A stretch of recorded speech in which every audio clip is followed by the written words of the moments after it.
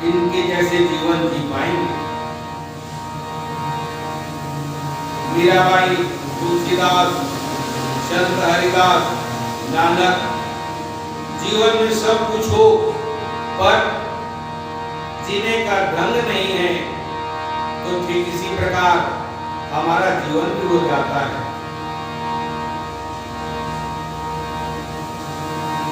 भोजन में सब कुछ हो पर नमक ना हो, अस्पताल में सब कुछ हो पर डॉक्टर ना हो, गाड़ी में सब कुछ हो पर पेट्रोल ना हो, ब्रेक ना हो, जीवन में सब कुछ हो पर सद्ज्ञान ना हो,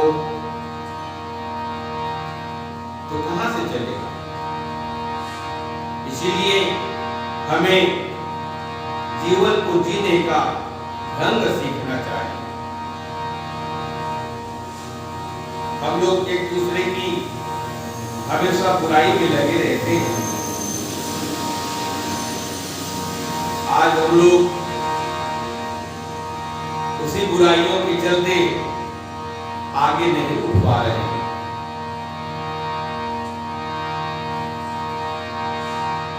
महाप्राज्ञ पिपलाद जी श्रृंगी ऋषि को आगे कहते हैं, प्रज्ञा पुराण के खंड 1 के 4वें अध्याय के 12वें श्लोक,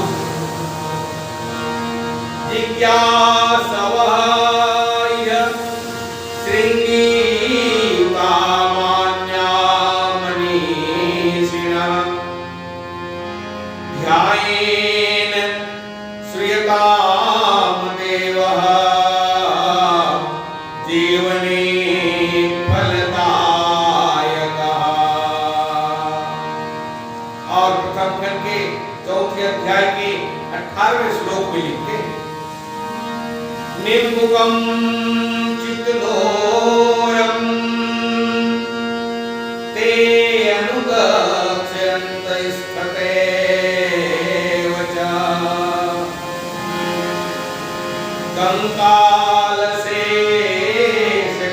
कंकालशेषकामस्ते दारिद्र्यं दूषयन्ति।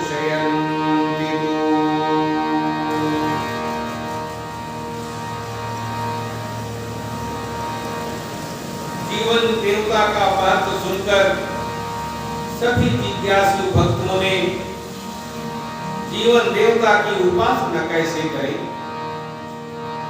हाँ, जीवन देवता की उपासना करना भी वही तो कला है।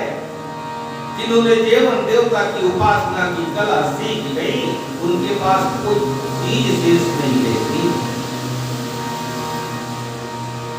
श्रृंगी ऋषि पूछते हैं, हे महाप्राज्ञ पिपलाद जी, आप जरा हमें बताइए कि जीवन देवता की पूजा किस प्रकार करें? मुस्कुराते हुए महाप्राज्ञ पिपलाद जी कहते,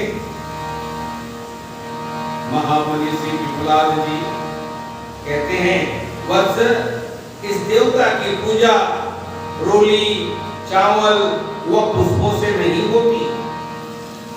रोली, चावल और पुष्पों से भगवान की पूजा नहीं की जा सकती। रोली, चावल, फूल वगैरह से भगवान की पूजा की जा सकती है, लेकिन जीवन देवता की पूजा करने के लिए इनको पूजना हो तो हमें रोली की, चावल की कोई आवश्यकता नहीं होती, न ही फूल की आवश्यकता। इसकी पूजा किसके द्वारा की जाती है? महाप्राज्ञ पिपलाद जी बताते हैं कि भक्तों, जीवन देवता की पूजा करने के लिए ना क्या चाहिए? हमें संयम के द्वारा हम जीवन देवता की पूजा कर सकते हैं। हाँ, संयम। भगवान को प्रसन्न करने के लिए हम करोड़ों का, अरबों का सोना की छतरी बना करके लगा देंगे, चढ़ा देंगे, दान पेटी में दे देंगे, दान दे देंगे, गुप्त दान दे देंगे, मेवा दे देंगे, मिष्ठान दे देंगे, फल दे देंगे, और हम कहेंगे कि भगवान प्रसन्न हुए। हाँ, ये तो बात है कि आपने चढ़ाया, भगवान आपकी आदर करते हैं, आपका श्रद्धा स्वीकार करते हैं, पर भगवान कुछ खाते नहीं। वह मंदिर के ट्रस्ट में जमा हो जाता है और उस मंदिर के द्वारा जो कार्य किया जाता है उन कार्यों में वह खर्च होता है। ये हम भगवान की आराधना पूजा इस तरीके से कर सकते हैं, ये संभव है, करते हैं, सब करते हैं। लेकिन परम पूज्य गुरुदेव शिव के व्यास उन्होंने कहा, महाप्राज्ञ पिपलाद जी के माध्यम से सिंह ऋषि और समस्त ऋषियों को सुनाते हुए, यदि जीवन देवता की पूजा करनी है, जीवन देवता की पूजा करनी है, और जीवन देवता कौन है? हमारे शरीर के अंदर जो विराजमान आत्मा है, जिसे ही हम परमेश्वर कहते हैं, जिसे हम देवता कहते हैं, जिसे हम इष्ट भी कहते हैं, वही हमारे किनका संचालक है? इंद्रियों का संचालक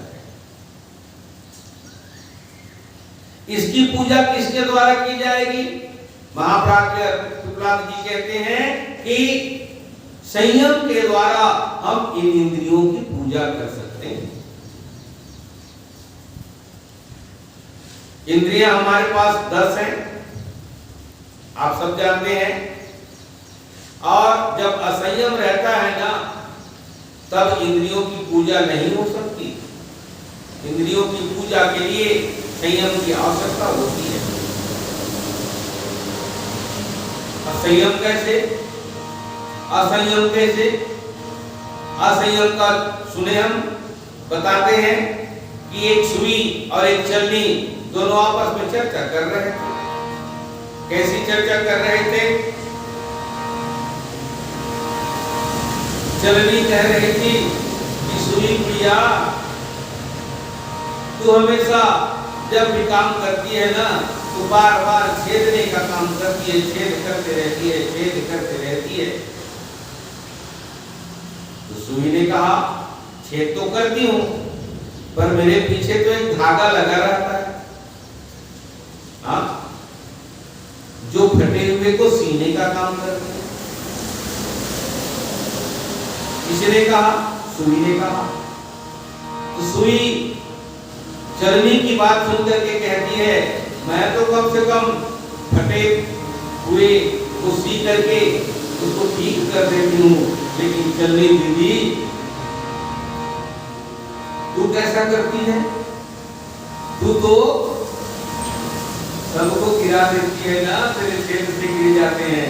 मेरे छेद होते हैं मेरे से, लेकिन वो जुड़ जाते हैं, पर तेरे छेद से गिर जाते हैं।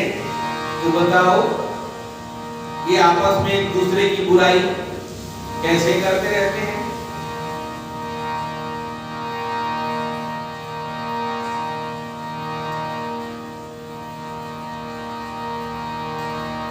महाभाग्य पिपलाद जी कहते हैं, सुन महाप्राज्ञ की मधुर वाणी, सब संतों के मन हर्षाए, पर कैसे हो पूजन सिखा, यह विधि वे समझ नहीं पाए।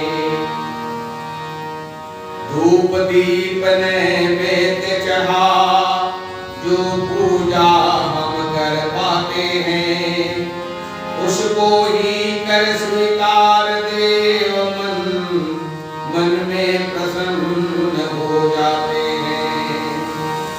उसको ही स्वीकार कर देव, मन में प्रसन्न हो जाते हैं।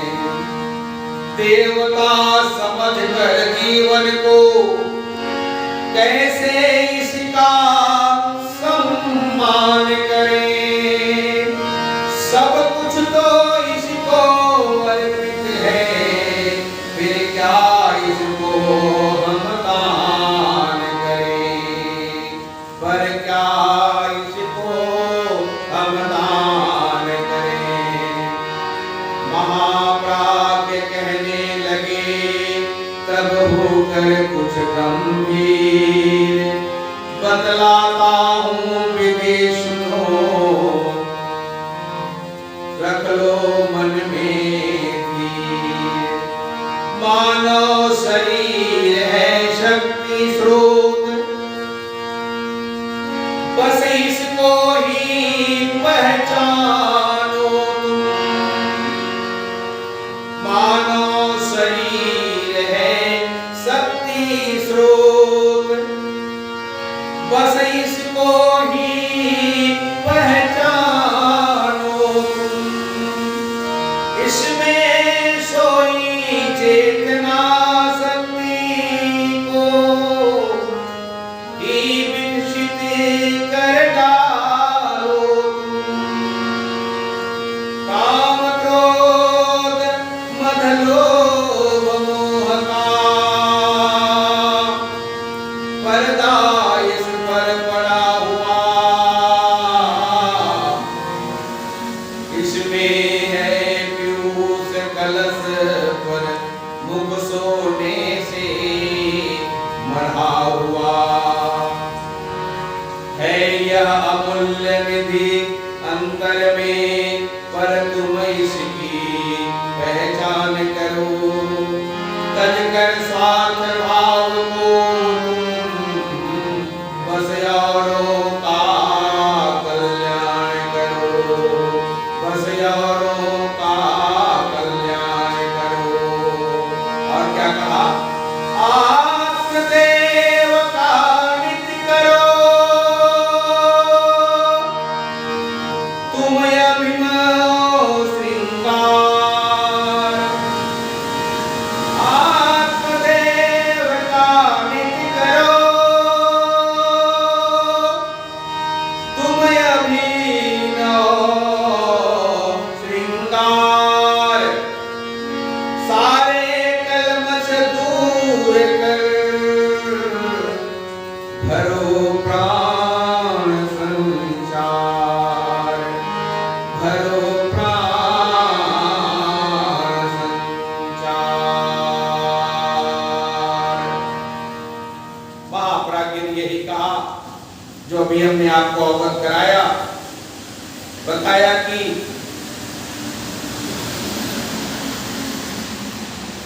जीवन देवता की पूजा हम संयम के द्वारा ही कर सकते हैं।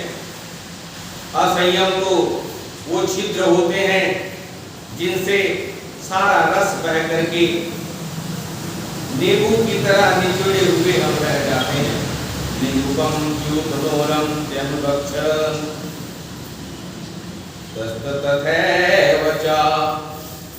नींबू को निचोड़ करके जब छिलके को हम फेंक देते हैं, गन्ने को रस निकाल करके हम निचोड़ कर फेंक देते हैं, वैसे ही ये असंयम जो है ना हमारे शरीर पर, हमारे इस मानव शरीर पर, तो वो वैसे ही होते हैं। निचोड़ करके जो फेंकने की वस्तु होती है वो फेंकने लायक होती है। यदि हमारे पास असंयम है, हमारे जीवन में हम असंयमी जीवन जी रहे हैं, तो हमारा शरीर भी उस गन्ने की छिलके की तरह है, नींबू की छिलके की तरह है, क्योंकि उसमें से तो सारा रस बह गया है। हमने सारे रस को बहा दिया और बार बार दरिद्रता का रोना रोते रहते हैं कि भगवान हमको देते नहीं हैं, भगवान हमारे ऊपर कृपा नहीं करते हैं। और ये शांति सुख का जो खजाना है, ये शांति सुख का खजाना ये संयम है। जब तक संयम है तब तक सुख आपके पास है। असुख है तो शांति है, शांति है तो भावना है, और भावना है तो इंद्रियों को हम जीत सकते हैं।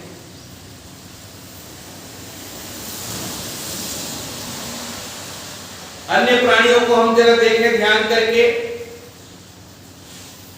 पशुओं को देख लें, वो भूख लगने पर ही खाएंगे, भूख लगने पर ही भोजन करते हैं। और जब थोड़ा सा अस्वस्थ हो गए ना, बीमार पड़ गए ना, तो पशु जिनको हम जानवर कहते हैं वो अपना भोजन करना बंद कर देते हैं। हाँ, लेकिन हम लोग जरा देखिए, हमें हमारी जीवा की स्वाद और स्वाद के वशीभूत होकर के हम भी ना जाने कितने रोगों को निमंत्रण देते हैं।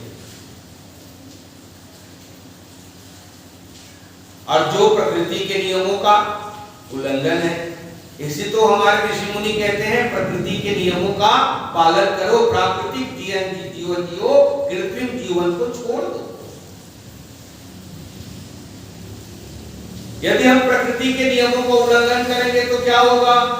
देखिए ना, विज्ञान के माध्यम से आज कितना उल्लंघन हो रहा है और पेड़ काटे जा रहे हैं और वायु प्रदूषण हो रहा है और जल प्रदूषण हो रहा है और स्वास्थ्य सबका आज बिगड़ा हुआ है।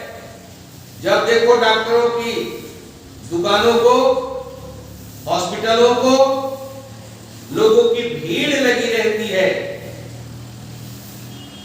प्रकृति का हम ऐसे उल्लंघन करेंगे तो निश्चित रूप से पग पग पर हम ठोकर खाते रहेंगे। आजकल जरा दुकानों में आप देखिए, होटलों में जाइए, मैं भी जाता हूं, ऐसे बात नहीं मैं नहीं जाता, वहां मीठे में मिर्चियां भिनभिनाते रहती हैं, मक्खियां मर की गिरी पड़ी रहती हैं, तो एक फेंक देंगे निकाल कर और आपको दे देंगे। और हम लोग चम्मच से बढ़िया चाव से खाते हैं। वाह! विवाह शादी में देखिए कितनी तरह के व्यंजन बनते रहते हैं और ये जीव रस लेने के लिए खा खा करके रोग को आमंत्रित करते रहता है। इसीलिए हमारे ऋषि मनुष्यों ने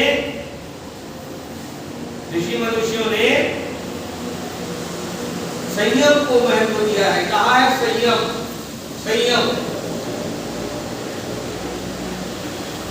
और जिनके पास संयम है मित्रों, संयमी जीवन जो जीते हैं, संयमी जीवन जीने वाले 100 वर्षों से अधिक जीते हैं। असंयमी जीवन जीने वाले को हम देखते हैं कि वो युवावस्था में ही प्राण त्याग देते हैं। हम इससे सीख नहीं लेते, हम उसे महत्व नहीं देते कि ये मरा तो क्यों मरा, इसकी मृत्यु हुई भी तो किस कारण से हुई, क्योंकि वो असंयमी रहा है। असंयमी शीघ्र मृत्यु को प्राप्त होते हैं। जो आरोग्य रहते हैं, संयमी जीवन जीते हैं, वो लंबी आयु प्राप्त करते हैं। महाप्राज्ञ विप्लव जी कहते हैं, हे ऋषि संतानों, हे मानवों, आप ऋषियों के संतान हो। हम किसी बंदर के संतान नहीं, हम ऋषियों के संतान हैं। हम उन्हीं ऋषि के संतान हैं। कश्यपदीति महातप किन्हा।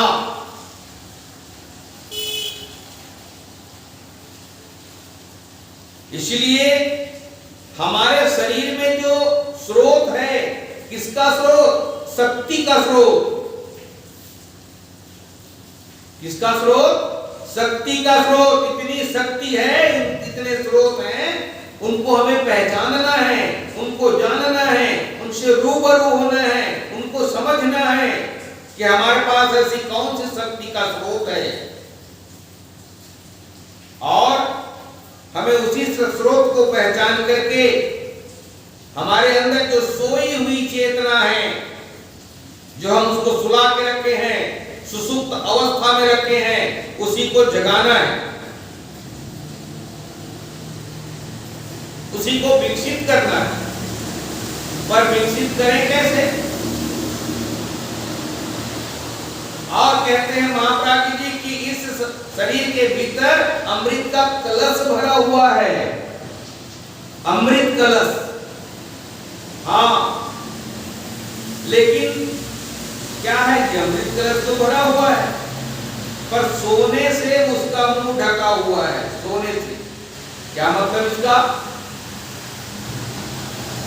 साथियों, आज जिसके पास ज्यादा पैसा है, बड़ा आदमी है, अगर वो बुरा कार्य करे तो भी उसके सेवक रहते हैं, उसको दबा देते हैं। यदि थोड़ा बोलने का प्रयास करेंगे तो उनको पैसा दे देंगे, बोलना मत, इस तरीके से पैसे तो उसका मुंह ढक देंगे। हम लोग आज भी कितना भ्रष्टाचार फैला हुआ है, बस सोने चांदी हीरे मोती से उसका मुंह ढक देते हैं। सोना करतब, धन धान्य, और सच बात नहीं कहने देते, वो आपकी हाँ में हाँ मिलाएगा। अब कोर्ट कचहरी क्या है आज का? मैंने कभी कथा में बताया था, आप लोग सुनना, या एक आध दिन और बता दूंगा, उसकी अलग से एक कथा है। कोर्ट कचहरी में हम लोग गवाहों के माध्यम से विजय होते हैं। गवाह, अब वो गवाह झूठ बोल देना तो भी ठीक है, न्यायालय को चाहिए गवाह, अंतरात्मा की आवाज नहीं चाहिए, गवाह चाहिए। आपने पैसा दिया उसको और उस कृत्य को किए हो, फिर भी वो कहा कि मैं नहीं देखा हूं, मैंने देखा ही नहीं है, तो मेरे साथ था, इतने बज के इतने मिनट इतने समय पर ये व्यक्ति मेरे साथ था, और ये भला वहां कैसे कृत्य कर सकता है? आपने साफ साफ झूठ बोल दिया वहां, क्योंकि आपके मुंह को सोने से ढक दिया गया है। आज हमारे शरीर के अंदर जो अमृत कलश है ना, उस कलश को सोने से ढका हुआ उसका मुंह है, सोना का कलश ढका हुआ है सोने से। और हमारे अंदर जो शक्ति है ना, सत्य की, संयम की, वो शक्ति छिपी पड़ी हुई है, उसे प्रवाहित करना, उसी को जगाना है, संयम को जगाना है। नवयुग के व्यास आचार्य श्री अनेक कथाओं के माध्यम से इस रहस्य को समझाना चाहते हैं। आदमी जब असंयम अपनाता है ना, कहते हैं गुरुदेव, जब आदमी असंयमी हो जाता है तो पतोन्मुख हो जाता है। पतोन्मुख यानी नीचे गिरने लगता है। इस बात को समझाते हुए कहते हैं, तीर्थकर महावीर, तीर्थकर महावीर, ये बहुत बड़े हमारे इतिहास के तीर्थकर हैं, महावीर नाम के। उन्होंने एक कमंडल, एक जलधारा में 2 कमंडल छोड़ी। 2 कमंडल समझते हैं ना, जो भिक्षा मांगते हैं, कमंडल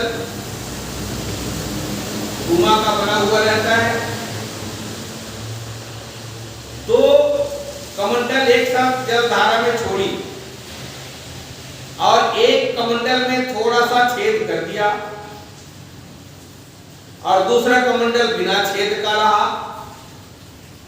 जब जल में छोड़ दी तो धीरे धीरे धीरे जो छेद वाला कमंडल था, उस छेद से क्या घुसेगा भाई? उस कमंडल के अंदर पानी घुसने लगा धीरे धीरे धीरे धीरे, और वह कमंडल पानी जैसे ही भरा डूब गया। लेकिन जिस कमंडल में छेद नहीं था, वह कमंडल छेद न होने के कारण पानी भर नहीं सकता, उसमें छेद नहीं है, तो इसलिए वो कभी डूब भी नहीं सकता। वो तैरता चला गया, तैरता चला गया, तैरता चला गया। भक्तों, हमारा जीवन भी, हमारा शरीर भी उसी कमंडल की तरह है।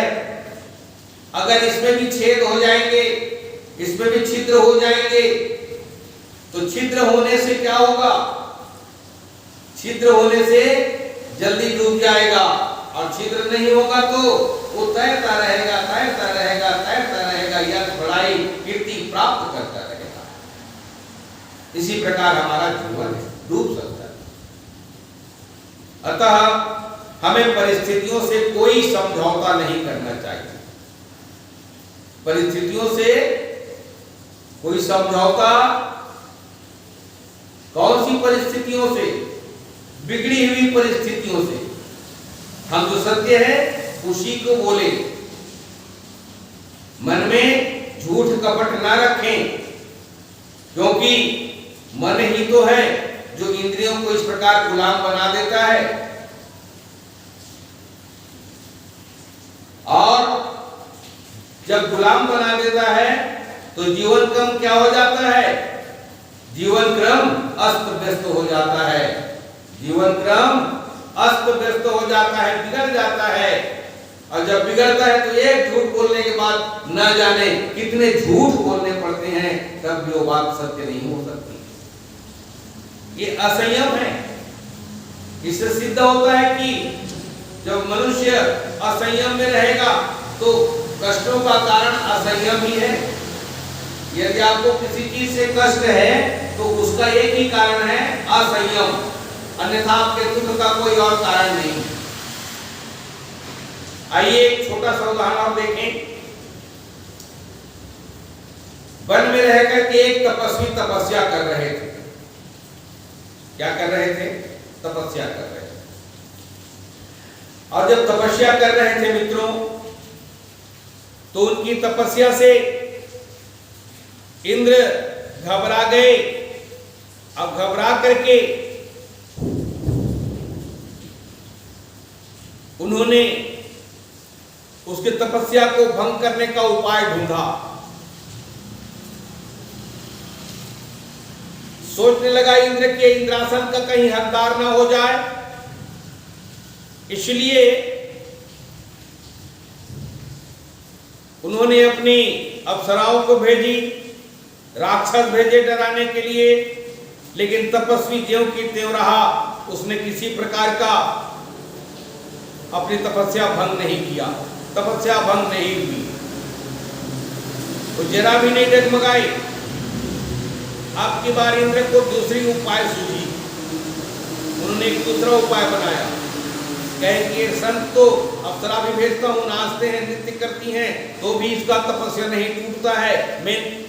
मेनका के जाने पर विश्वरथ नाम के राजा की तपस्या टूटी थी, याद होगी पिछली कहानी आपको। और आज फिर दूसरा उपाय करके भेजा। एक परी का रूप धारण करके पकवान मिष्ठान लेकर के वो पहुंची वहां। तपस्वी ने पहले तो देखा कि ये फिर आई है मेरा तपस्या भंग करने के लिए, लेकिन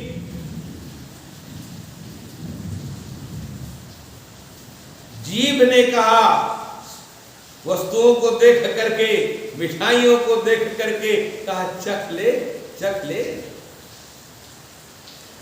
और भक्तों, वो संत जो अप्सराओं से भी नहीं डिगा था, उनके नृत्यों से भी नहीं डिगा था, राक्षस भेजने पर भी नहीं डिगा था, वो संत थोड़े से लोभ में आकर के, किसके? जीव के लोभ में आकर के उसकी तपस्या भंग हो गई। और वो उसने आकर के उसकी रोज प्रतीक्षा करने लगा। किसकी रोज प्रतीक्षा करने लगा? और जो भोजन कराने वाली अप्सरा का।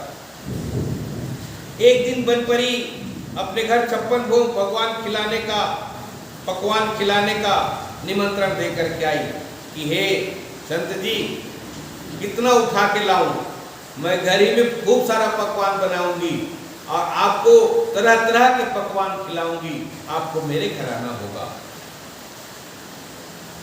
और जब आए, निमंत्रण देने आई, तो उसे खाकर बहुत तपस्वी प्रसन्न हुए।